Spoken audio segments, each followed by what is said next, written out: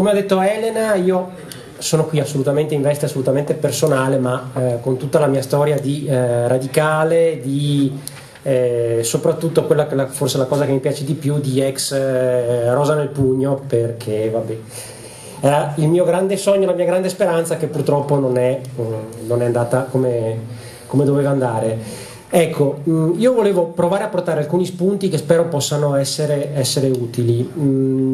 Io ho sentito da qualche intervento dire appunto a chi dobbiamo parlare, a chi dobbiamo rivolgerci. Ecco, io credo che il problema sia di cosa andiamo a parlare, perché il problema non è di individuare un target di persone a cui rivolgersi, ma avere una proposta da dare a queste persone.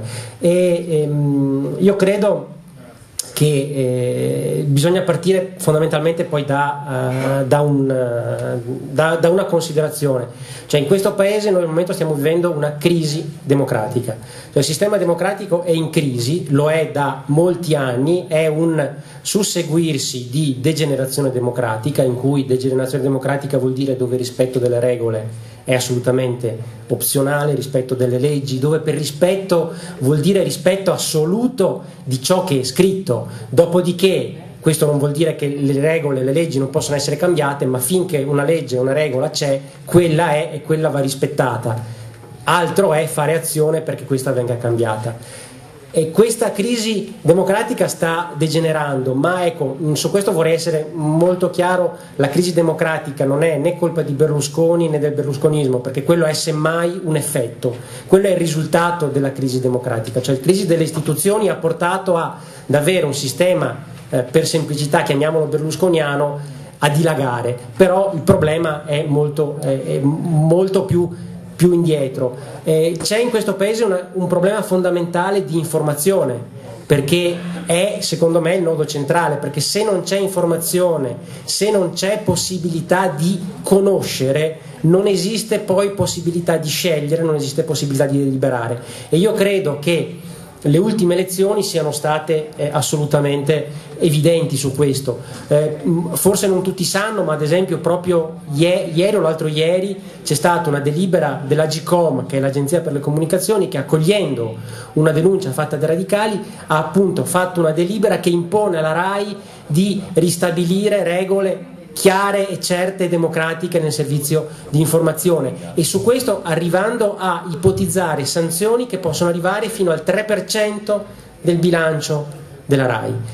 Purtroppo sappiamo che la Gcom poi alla fine può fare queste delibere, ma non avrà probabilmente un grande ascolto, però credo che su questo sia un punto su cui focalizzare un'azione politica, su cui fare una battaglia su questa, perché senza informazione possiamo continuare a raccontarci quello che vogliamo, ma se le nostre voci, le nostre parole non escono, non c'è speranza. E credo che questo sia una cosa sempre da tenere presente, perché poi se non c'è informazione non si possono capire neanche i soggetti politici cosa propongono, perché ecco, su questo io sono assolutamente convinto che un soggetto politico, perché sia qualificato, ciò che qualifica un soggetto politico è l'azione concreta e costante, è ciò che fa, non ciò che è come struttura, perché la struttura deve essere solo ed esclusivamente uno strumento di supporto all'azione concreta, azione e soprattutto costante, cioè di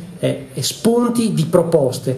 Ecco, e su questo io veramente sto andando proprio per spot, per non rubare veramente tempo a nessuno. Io allora su questo mi permetto di lanciare delle proposte concrete, per cui per passare proprio più che da cose da dire a cose da fare.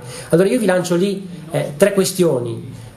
Citava anche la Elena all'inizio, testamento biologico, è stata lanciata dall'associazione Luca Coscioni, ma non solo da questi, io la cito perché ne faccio parte, perché comunque la sostengo, la istituzione di un registro dei testamenti biologici nei vari comuni. È stato fatto a Torino, si farà a Genova, a Roma sono state fatte delle cose, esistono comuni in cui si possono fare delle delibere di iniziativa popolare. A Venezia ad esempio non è possibile, ma a Venezia quello che si può fare è una petizione. Allora io ho qui con me perché sono disponibili. Allora, proprio una raccolta firme per indirizzare un appello al Comune di Venezia perché istituisca un registro del testamento biologico, ma questa è una cosa da fare e allora ritorna una questione del conoscere per deliberare.